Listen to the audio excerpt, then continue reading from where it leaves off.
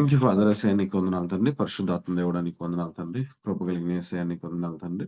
ప్రభువా నీ పిల్లలుగా మేము కలిసి ఈ విధంగా ఆరాధించడానికి, స్తుతించడానికి, మహిమపరచడానికి, లోతైన విషయాల్లో మేము తెలుసుకోవడానికి, ప్రతి విధమైన సాతాను బంధకాలను సమూలంగా నాశనం చేయడానికి, నీ ఆత్మతో, నీ అభిషేకంతో మమ్మల్ని అందరినీ కూడా అభిషేకించినందుకే వందనాలు తండ్రి.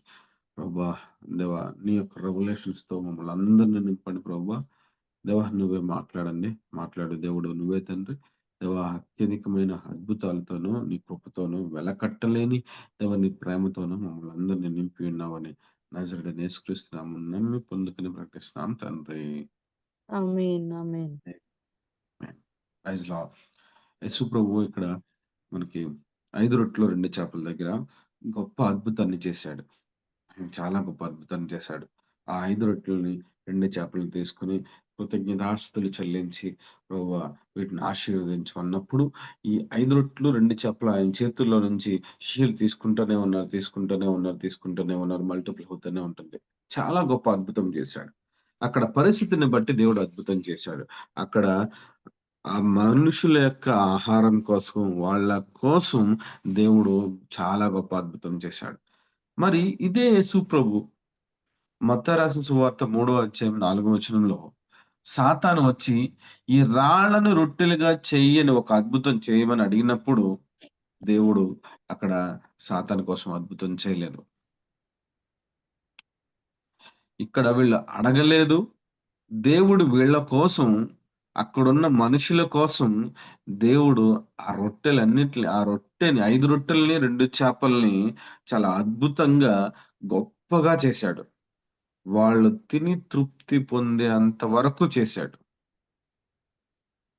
యేసు ప్రభువు మత్తయి రాసిన సువార్త 3వ అధ్యాయం 4వ వచనంలో అక్కడ సాతాను చేత శోధించబడడానికి యేసు ప్రభు వెళ్ళినప్పుడు అక్కడ ఈ రాళ్ళను రొట్టెలుగా చేసుకొని తిను అని నువ్వు దేవుని కుమారుడివైతే అక్కడ మాటేంటంటే మత్తయి రాసిన సువార్త 4వ అధ్యాయము 3వ అధ్యాయం 4వ వచనం అనుకుంటా కదండీ! మత్తయి ఆ! 3, 4. అవునన్నా. మనుష్యుడు రొట్టె వలన మాత్రం కాదు గాని, మనుషుడు దేవుని రొట్టె వలన మాత్రము కాదు గాని అక్కడ సాతాను ఒక మాట మాట్లాడుతాడు పైన. ఒకసారి చదవండి అది. ఆ శోధకుడు ఆయన యొద్దకు వచ్చి, నీవు ఆ! దేవుని కుమారుడవైతే ఈ రాళ్ళు నీవు దేవుని రొట్టెలగునని కుమారుడవైతే ఆయన సాతాను ముందు దేవుడు ప్రూవ్ చేసుకోవాల్సిన అవసరం ఏముంది? సాతాను ముందు నేను దేవుని కుమారుడని ప్రూవ్ చేసుకోవాల్సిన అవసరం ఏముంది?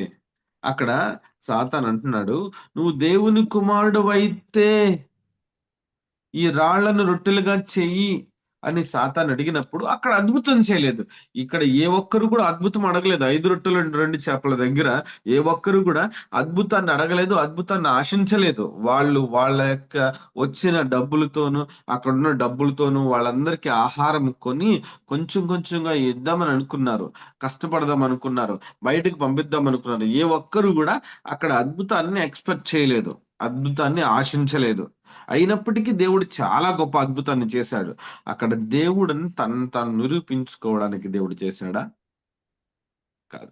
ఇక్కడ సాతాను దగ్గర దేవుడిని తనను తాను నిరూపించుకోవాలా? నిన్ను నువ్వు ఎవరి ముందు నిరూపించుకోవాలి? సాతాను ముందు నిరూపించుకోవాలా? నువ్వు దేవుని కుమార్తెవని ఎవరి ముందు నిరూపించుకోవాలి నువ్వు? నేనింకా ఏంటో తెలియట్లేదు నా గురించి ఎవరికి తెలియాలి? ఎందుకు తెలియాలి?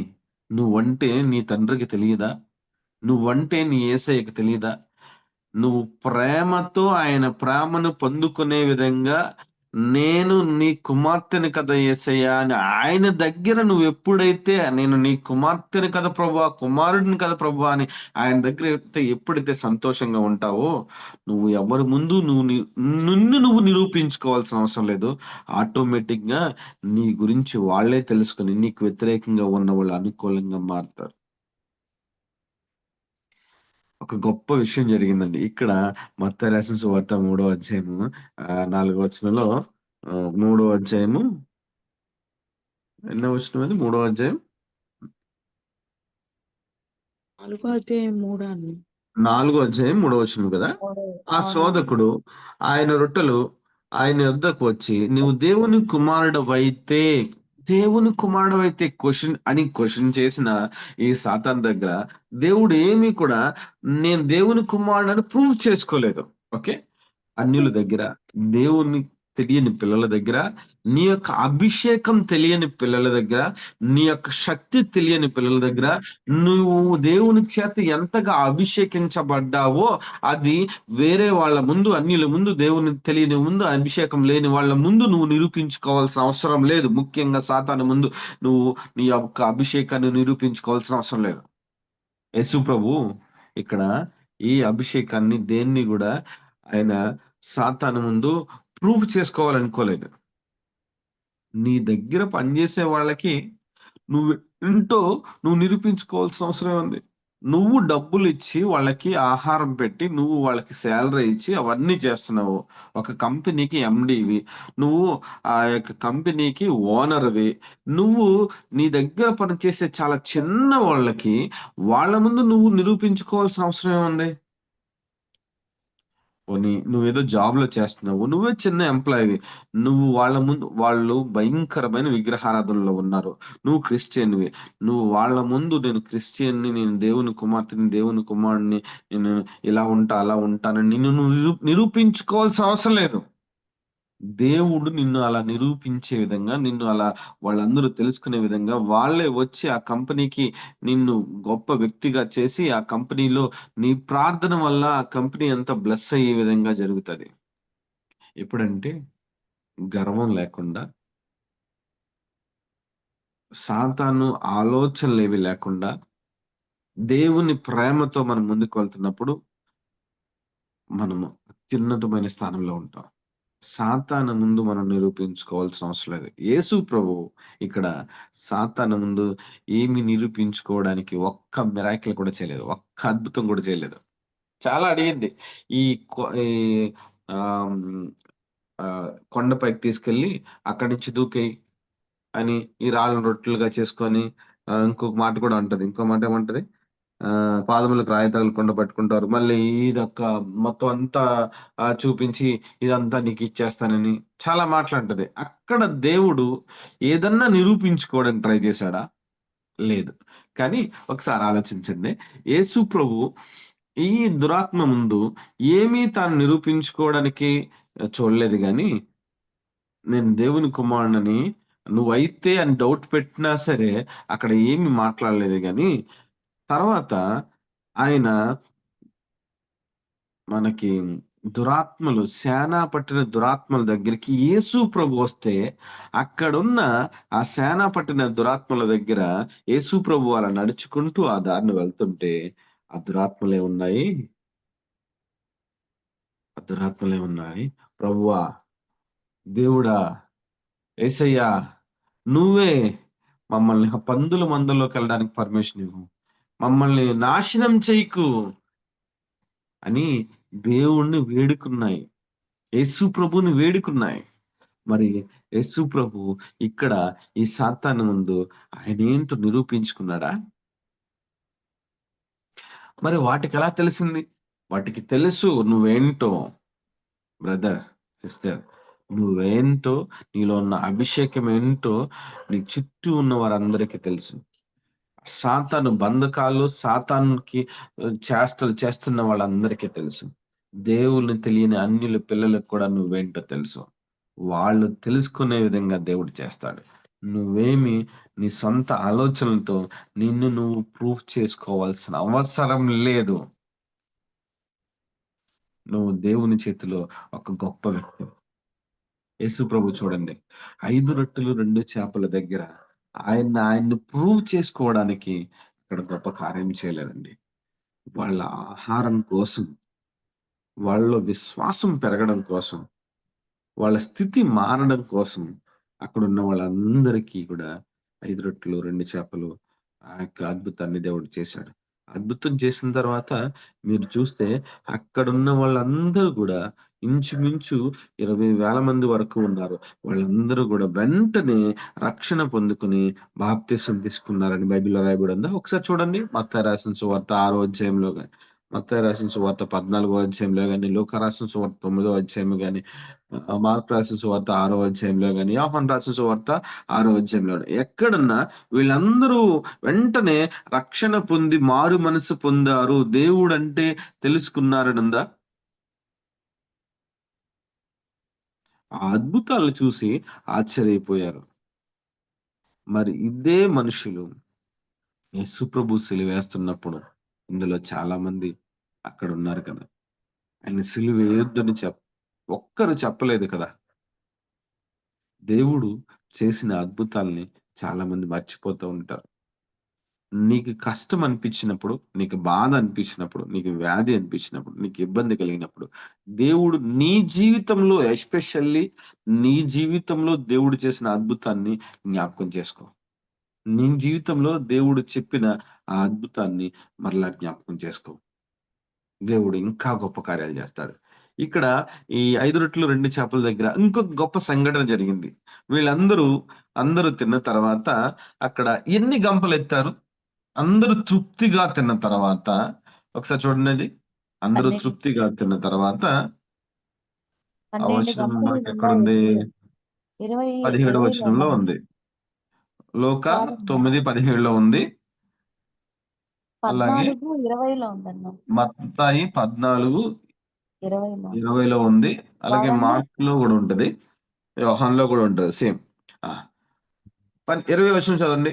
కడుపు వాళ్ళందరూ నిండా తిని ఓ ప పద్ ఓకే. తృప్తి పొంది తరువాత మిగిలిన ముక్కలు 12 గంపల నిండా ఎత్తిరి. 20 స్త్రీలను, వచనం. అందరూ పిల్లలు కడుపు నిండా తిన్నారు. ఆ తర్వాత శిష్యులు ముక్కలన్నీ 12 గంపల నిండా నింపారు. ఎందుకు 12 గంపలండి? అంటే ఇవి ఆలోచించేటప్పుడు నాకు చాలా చాలా సంతోషం వేసింది. శిష్యులు ఎంతమంది? 12. 12 మంది. 12 మంది 12 గంపలు పట్టుకొని అందరికీ సర్వ్ చేస్తున్నారు. అందరికీ పెట్టిన తర్వాత పంచిపెట్టిన శిష్యులు కూడా గంప నిండా నిండాయి. షబబరత కొలహి.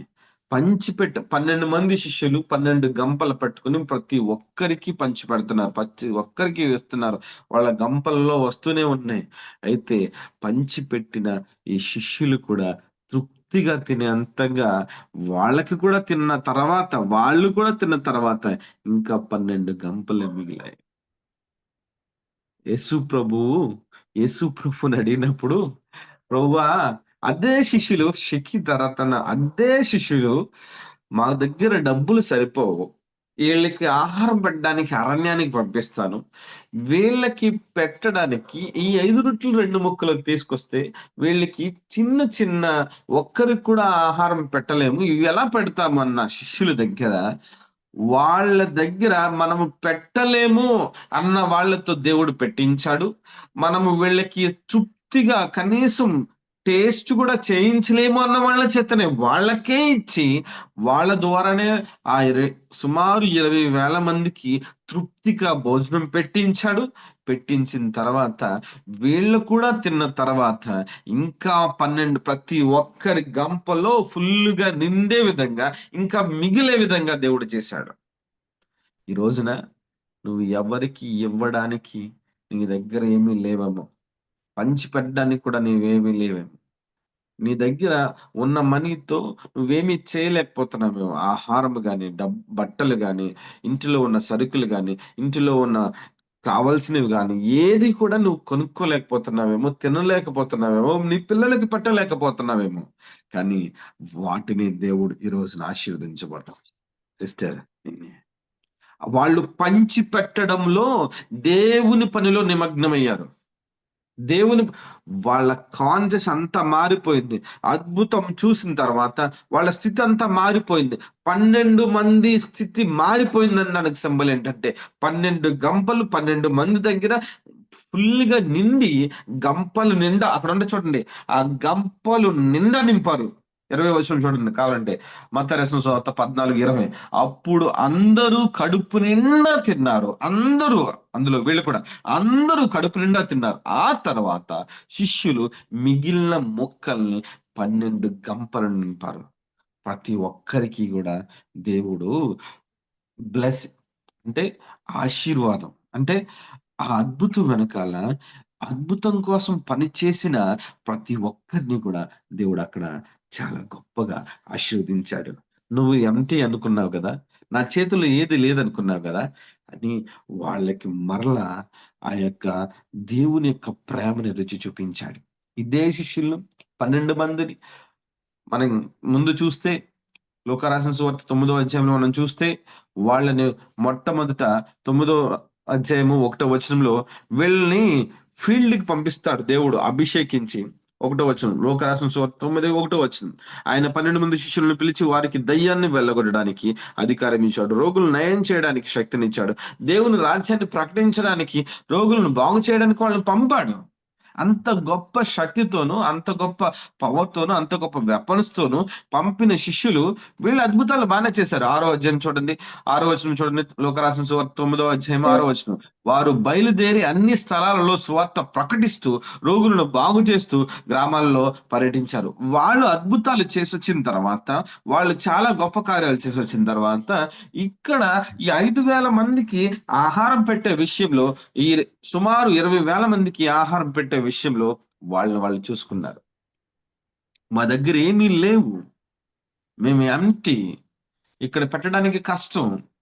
చుట్టూ అరణ్యము. చీకటి పడుతుంది. వీళ్ళు ఎళ్ళలేరు. కొనుక్కోవడానికి ఇవన్నీ లోకపరమైన అన్ని ఆలోచించిన వాళ్ళ చేతులు దేవుడు పరలోకపు ఆశీర్వాదాలతో నింపాడు. ఆ బ్రెడ్స్ అన్నీ ఎక్కడి నుంచొచ్చాయి? యేసు ప్రభు చేతుల్లోంచి వాళ్ళ గంపల్లోకి వచ్చాయి. వాళ్ళకి ఎక్కడి నుంచొచ్చినాయో కూడా వాళ్ళకి కూడా తెలీదు. కానీ దాని చేతుల నుంచి సప్లై వస్తూనే ఉంది. దేవుని పని కోసం నువ్వు సిద్ధపడి ఉన్నావా? దేవుని పని కోసం చేస్తున్నావా? ఉదయాన్నే లేచి మార్నింగ్ ప్రేయర్ చేస్తున్నావా? అనేక మంది కోసం ప్రార్థన చేస్తున్నావా? ఇదిగో నీ ఇంటిలో ఉన్న ఆ యొక్క బ్యాంక్ బ్యాలెన్స్ గాని, నీ యొక్క గంప ఏదైతే ఉందో, ఏదైతే నువ్వు పెడుతున్నావో ఆ బీరువా గాని, లేకపోతే వాలెట్ గాని, ఆ ఫోన్ అకౌంట్ గాని, ఏదైతే నీకు కనిపిస్తుందో, ఏదైతే చాలా తక్కువగా కనిపిస్తుందో, తక్కువగా కనిపించి దేవుని దగ్గర పెట్టావో, దేవుడు దాన్ని ఈ రోజున ఫుల్‌గా నింపబోతున్నాడు. యెస్. శిష్యుల్లో అవిశ్వాసం లేదు. ఆ విశ్వాసం లేదు. అవిశ్వాసంతో ఉన్నారు. ఎలా చేయగలం అనుకున్నారు. వాళ్ళ జీవితంలో వాళ్ళు ఎప్పుడు గూడా ఎవరికీ గూడా చేయలేదు. నీ జీవితంలో ఎప్పుడు గూడా ఇలాంటి అద్భుతాన్ని నువ్వు చూడలేదేమో! కానీ దేవుడు నీ కోసం ఆ అద్భుతాన్ని చేయడానికి సిద్ధంగా ఉన్నారు. ఆయన చేయడానికి సిద్ధంగా ఉన్నారు. 12 మంది శిష్యులు అక్కడ ఏమీ లేని స్థితిలో ఉన్నారు. నువ్వు కూడా ఏమీ లేని స్థితిలో చాలా బాధతో, వేదనతో ఉన్నావా? ఆయన చెప్తున్నాడు. నా పని చెయ్యాలి. ఆయన చేసే అద్భుతాల్లో పార్టిసిపేట్ చెయ్యి. ఆయన చేసే అద్భుతాల్లో ఎంజాయ్ చెయ్యి. ఆయన చేసిన అద్భుతాల గురించి సాక్ష్యం చెప్పు. ఆయన చేసే అద్భుతాల గురించి వేరే వాళ్ళకి చెప్పడానికి మొదలుపెట్టు. లేదా వేకువజామున లేచి అనేక మంది కోసం ప్రార్థన చేయి. లేదా ఈ వర్షిప్‌లో ఒక ఆరాధనలో పాట పాడుతూ ఉండు. ఆరాధన చేస్తూ ఉండు. లేకపోతే అయిపోయిన తర్వాతన్నా వేరే వాళ్ళ కోసం ప్రార్థన చేయమన్నప్పుడు నోరు తెరిచి ప్రార్థన చేయి. అది కూడా చేయలేకపోతున్నావా? ఈ ప్రేయర్ అయిపోయిన తర్వాత ఎవరైతే ప్రేయర్ రిక్వెస్ట్‌లు ఉన్నాయో వాళ్ళ కోసమన్నా ప్రార్థన చేయి. నువ్వు అందరి ముందు చేయలేకపోతున్నావా? అందరి ముందు కాకపోయినా నీ యొక్క పర్సనల్‌గా అన్నా నువ్వు ప్రేయర్ చెయి. నువ్వు ఈ అద్భుతాల్లో పార్టిసిపేట్ చేయడానికి నువ్వు కూడా సిద్ధంగా ఉండు. ఎప్పుడైతే ఆయన పని కోసం నువ్వుంటావో, నీ పని ఆయన చేస్తాడు. శిష్యులకి ఏమీ మేము చెయ్యలేము అని చేతులెత్తేసిన వాళ్ళని, వాళ్ళ చేతుల్లో నువ్వు చేయలేననుకున్నావు గదా! నీకే ఇంత సంపదిస్తున్నానని 12 గంపలిచ్చాడు. అంత విస్తారమైన పంటని వాళ్ళకిచ్చాడు. వాళ్ళకి అభిషేకం ఇచ్చాడు. 9 అధ్యాయం 1 వచనంలో. దురాత్మను వెళ్ళగొట్టడానికి శక్తినిచ్చాడు. అన్నీ ఇచ్చాడు. ఈ రోజున నీకిచ్చాడా? ఈరోజు నీకు కూడా ఇచ్చాడు. మార్కు రాసిన సువార్త 16, 17 నమ్మిన వారి వలన ఈ సూచి క్రియలు కలుగుతాయని. నువ్వు నమ్ముతున్నావా నిజంగా యేసు ప్రభువుని? నమ్మితే నీ జీవితంలో గూడా చాలా అద్భుతాలు చేయడానికి యేసు ప్రభు సిద్ధంగా ఉన్నాడు. నువ్వు సిద్ధంగా ఉన్నావా? నువ్వు సిద్ధంగా ఉన్నావా? మత్తయి రాసిన సువార్త, మత్తయి రాసిన సువార్త 5వ అధ్యాయం.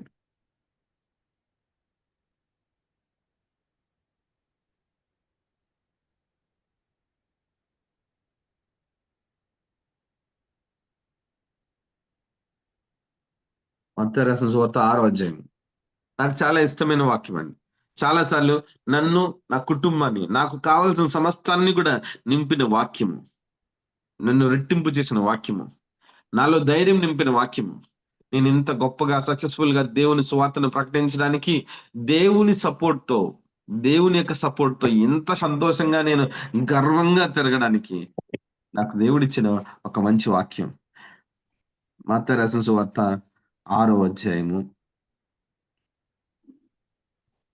25వ వచనం. అందువలన అందువలన నేను మీతో నేను చెప్పునేదేమనగా, ఏమి ఏమి తిందుమో, ఏమి త్రాగుదుమో అని మీ ప్రాణమును గూర్చినను, మీరు ఏమి ధరించుకొందుమో అని మీ దేహమును గూర్చినను చింతపడకుడి. ఆహారము కంటే ప్రాణమును, వస్త్రము కంటే దేహమును గొప్పవి కావా? అంటే ఆహారము, వస్త్రములు మనకొద్దు అని చెప్తున్నాడా దేవుడు? కాదండి. అక్కడ వినండి. ఆకాశ పక్షులు చూడండి. 26వ వచనం అందరూ అండర్‌లైన్ చేసుకోండి. ఆకాశ పక్షులను చూడుడి. అవి విత్తవు, కోయవు, కొట్లలో కూర్చుకొనవు. అవి విత్తవు, కోయవు, కొట్లలో కూర్చుకొనవు. అయినను మీ పరలోకపు తండ్రి వాటిని పోషించుచున్నాడు కదా! యెస్. చూడండి ఆకాశ పక్షులను చూడండి.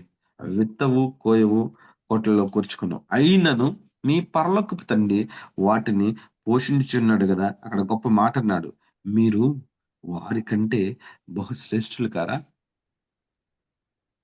మీరు ఆకాశ పక్షుల కంటే బహుశ్రేష్ఠులు కారా? ఈ రోజున నువ్వు బయటికెళ్తున్నప్పుడు మనుషుల మీద ఆధారపడకుండా బ్రతుకుతున్న చాలా జీవులున్నాయి.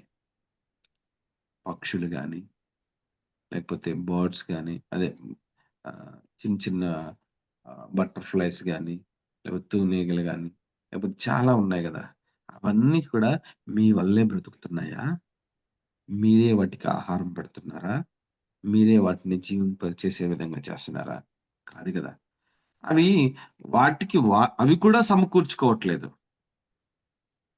చూడండి అక్కడ దేవుడు క్లియర్‌గా చెప్పాడు. అవి విత్తవు, కోయవు, కోట్లలో కూర్చుకొనవు. అయినను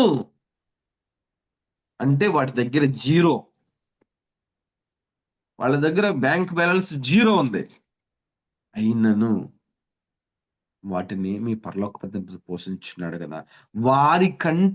వాటికంటే బహుశ్రేష్ఠులు మీరు కాదా? మీరు కాదా?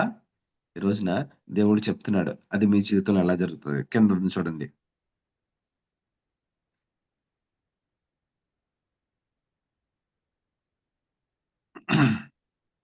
ముప్పై ఒకటో వచనం. కాబట్టి ఏమి తిందుమో, ఏమి తాగుదుమో, ఏమి ధరించుకుందుమో అని చింతపడకుడి.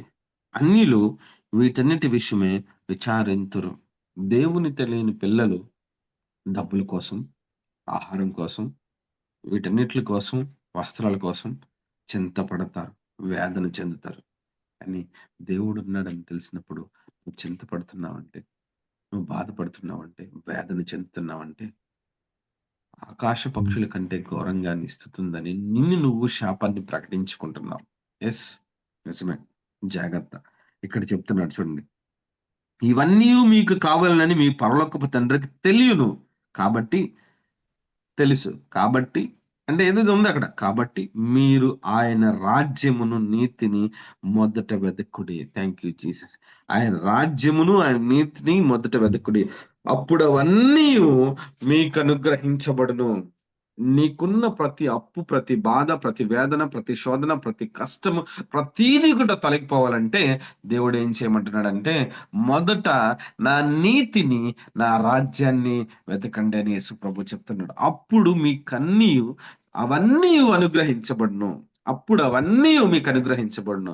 మొదట ఆయన నీతిని, ఆయన రాజ్యాన్ని మనం వెతకమని దేవుడు చెప్తున్నాడు. శిష్యులకు కూడా ఆయన నీతిని, ఆయన రాజ్యాన్ని వెతకడానికి అభిషేకం ఇచ్చాడు.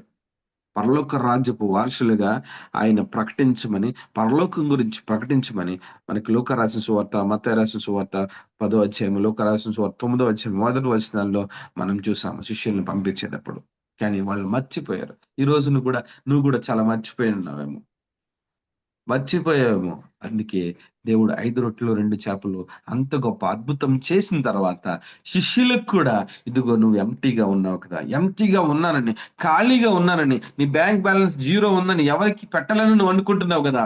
నువ్వు కూడా తిన్న తర్వాత ఇదిగో నీ కళ్ళు తెరవడానికి, నేను దేవుడినని నీకు తెలియడానికి, ఇదిగో గొప్ప కార్యాలు నువ్వు చేయడానికి నువ్వు ఇప్పటి వరకు కూడా సర్వ్ చేసావు గదా! ఆ 12 మంది శిష్యులు 5,000 మందికి పంచిపెట్టారు గదా! మొదట దేవుని రాజ్యాన్ని వెతికారు గదా! దేవుని నీతిని వెతికారు గదా! దేవుని కోసం పని చేశారు గదా!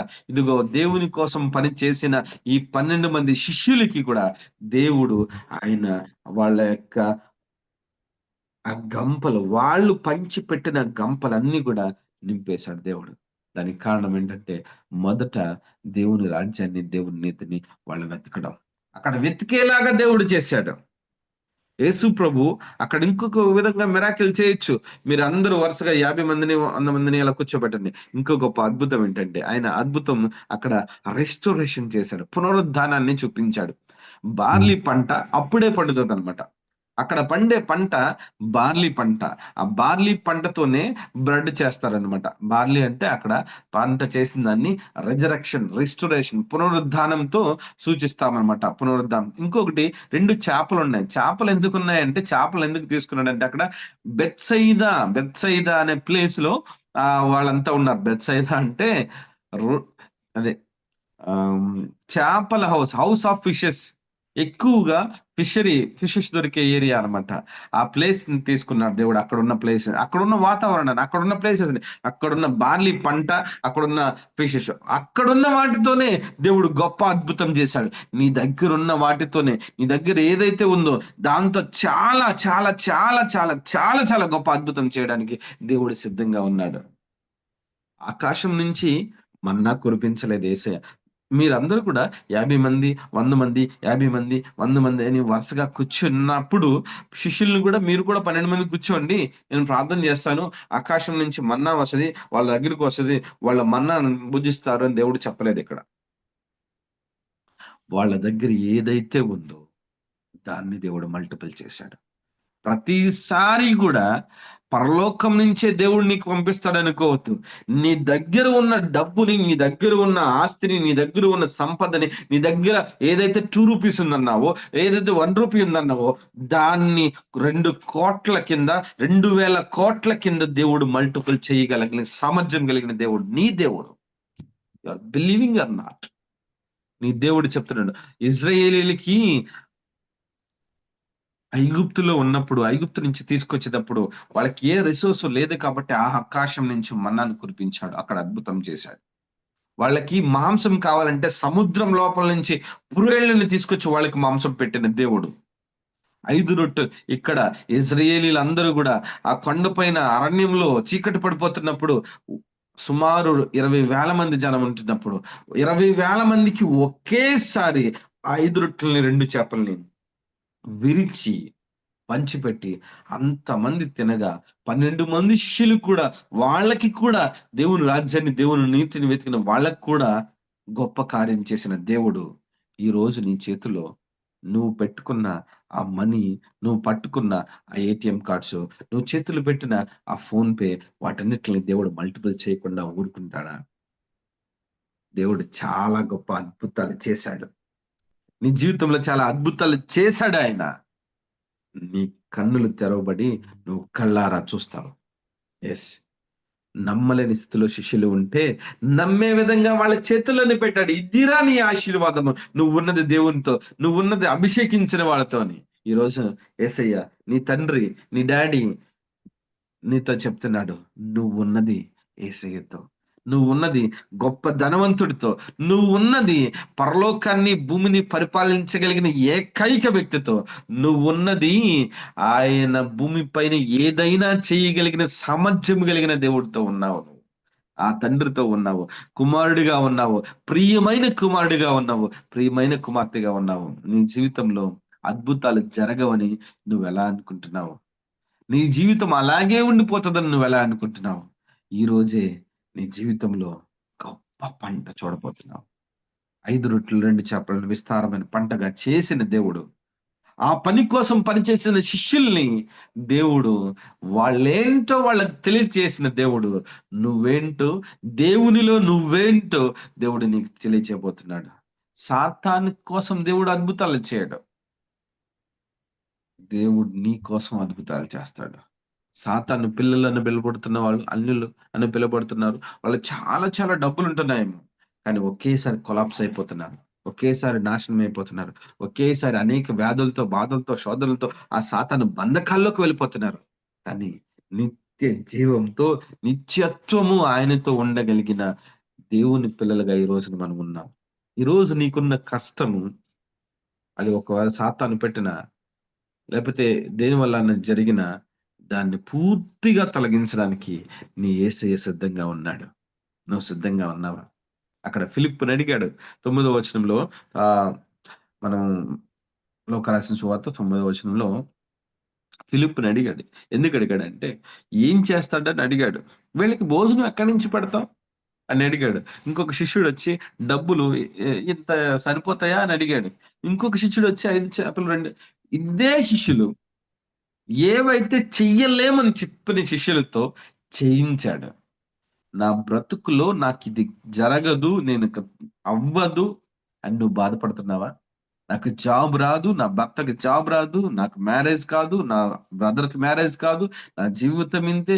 మా మదర్ ఇలా ఉంటది. మా ఫాదర్ ఇలానే ఉంటారు. వీళ్ళు అనారోగ్యాలతోనే ఉంటారు. వీళ్ళు ఎప్పుడు మారుతారు? వీళ్ళ జీవితాలు ఎప్పుడు మారుతాయి? మా బ్రతుకులు ఎప్పుడు మారుతాయి? ఇలానే ఉంటామా అని నువ్వు బాధపడుతున్నావు గదా! దేవుడు చెప్తున్నాడు. ఆ రోజు శిష్యుల్ని మార్చిన దేవుడు. శిష్యుల ద్వారానే అద్భుతాలు చేయించిన దేవుడు. ఈరోజు నీతో గూడా అద్భుతాలు చేయించడానికి దేవుడు సిద్ధంగా ఉన్నాడు. Are you ready?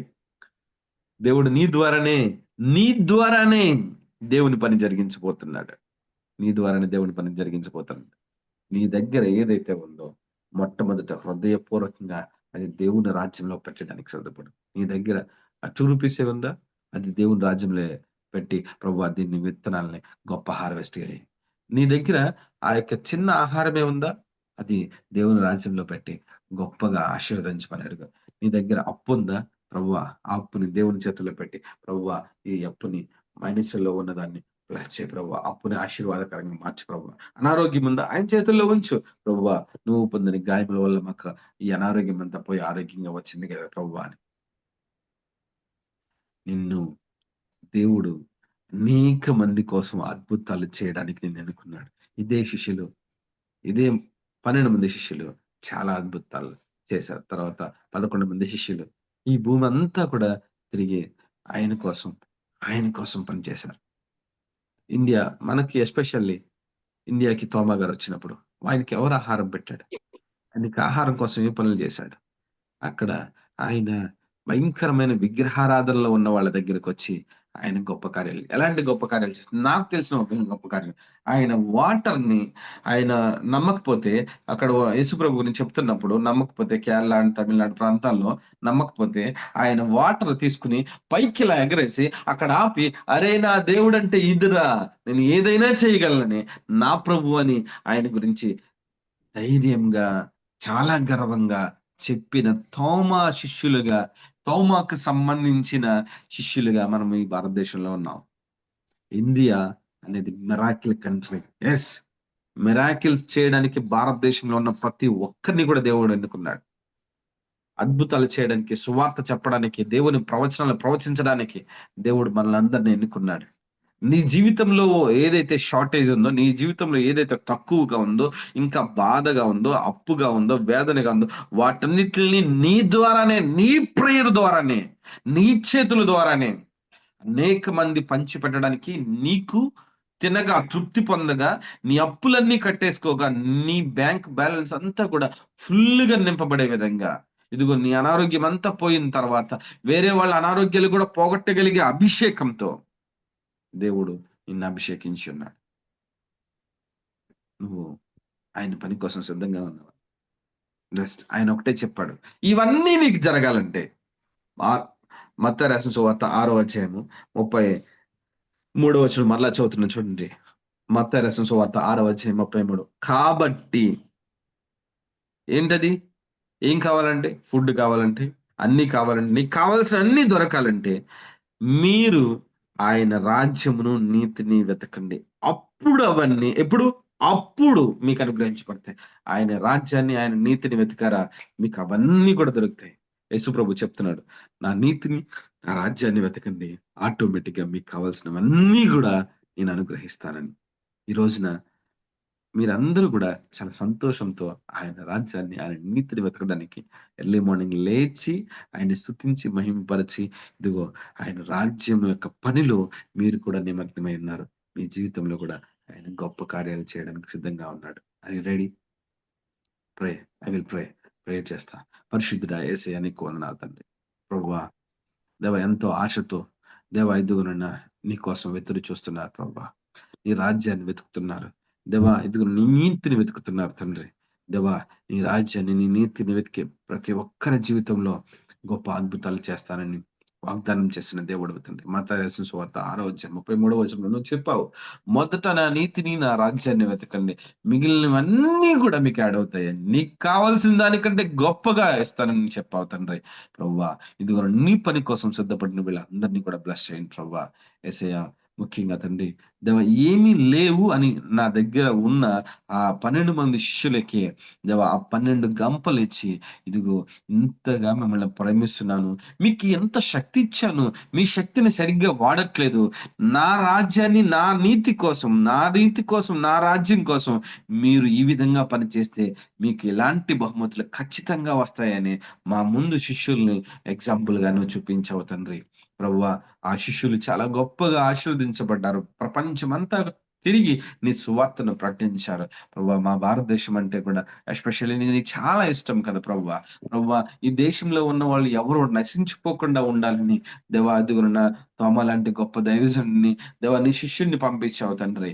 ప్రభువా ఇదిగోనైనా అంతకంటే తోమా కంటే నీకంటే గొప్ప అద్భుతాలు చేయడానికి మేమందరం సిద్ధంగా ఉన్నాం తండ్రి. నువ్వు మమ్మల్ని వాడుకోండి ప్రభువా. మా ద్వారా అద్భుతాలు జరిగించండి. ప్రభువా 12 మంది శిష్యులు అక్కడ చేసిన అద్భుతాల కంటే మేము వెళ్ళిన ప్రతి హౌసెస్‌లోను, ప్రతి ప్రాంతంలోను, ప్రతి ఏరియాలోను, ప్రతి చర్చ్‌లోను ప్రభువా ఎవరు ఆకలితో, దప్పికలతో, వేదనతో, శోధనతో లేకుండా వాళ్ళు కడుపు నిండా తినగలిగే విధంగా, కడుపు నిండా నిద్రపోగలిగే విధంగా, కడుపు నిండా సంతోషించగలిగే విధంగా, తృప్తితో బ్రతుకుని జీవితాన్ని జీవించగలిగే విధంగా మమ్మల్ని అంతగా అభిషేకించి, వాళ్ళందరికీ తృప్తి పడేంతగా మా ద్వారా నువ్వు పెడుతున్నందుకు అంత గొప్పగా మమ్మల్ని ఆశీర్వదించి ఉన్నావని నజరేయుడైన యేసుక్రీస్తు నామమున పరలోకంలో నువ్వు కలిగిన సమస్తము నీ పిల్లలుగా ఈ భూమి మీద మేమందరము గూడా ఈ కింగ్‌డమ్‌లో ఎంబసీలో ఉన్న ప్రతి ఒక్కరు గూడా పొందుకొని ఉన్నారని నజరేయుడైన యేసుక్రీస్తు నామమున నమ్మి పొందుకొని ప్రకటిస్తున్నాం తండ్రి. ఆమేన్. ఆమేన్. ఆమేన్. ఆమేన్. Praise praise lord. Lord. Praise lord. Praise lord.